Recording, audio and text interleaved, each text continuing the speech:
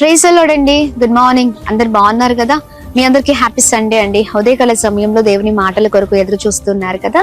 91వ కీర్తనలు 14వ వచనం ద్వారా పరిశుద్ధ ఆత్మదేవుడు మనందరితో మాట్లాడనే ఉన్నారండి. అతను నన్ను ప్రేమించుచున్నాడు గనుక నేను అతన్ని తప్పించేదను. అవునండి, దేవుని ప్రేమించే వారిని ఆయన అన్ని విషయాలు తప్పించే దేవుడై ఉన్నారు. ఉదయకాల సమయంలో దేవుని ప్రేమిస్తున్నాను అని అంటున్నారా?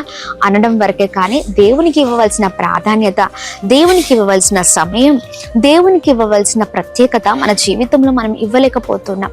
దాని ద్వారా మన జీవితంలో దేవునికి దూరం అయిపోతూ ఉన్నాయండి. దేవునికి దూరంగా ఉండి మనం ఏం సాధిస్తాం కదండి? ఎన్ని రోజులైంది మందిరానికి వెళ్ళి, ఎన్ని రోజులైంది దేవుని ఆరాధించక, స్తుతించక, సేవించక, నేను మహిమపరచక.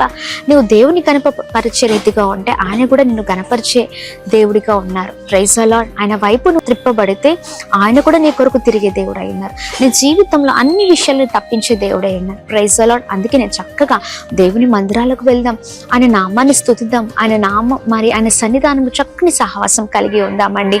అన్ని విషయాలు దేవునికి ఇవ్వవలసిన ప్రాధాన్యత ఇస్తూ ఆయన ప్రేమించే వారిగా ఉందాం. అన్ని విషయాల్లో ఆయన కూడా మనల్ని తప్పించే దేవుడై ఉన్నారు. నిలబడితే షద్రక్, మెషక్, అబేద్నెగోల వల్ల నిలబడదాం. ఆయన ప్రేమించిన వారు ఆయన కొరకు నిలబడ్డారు.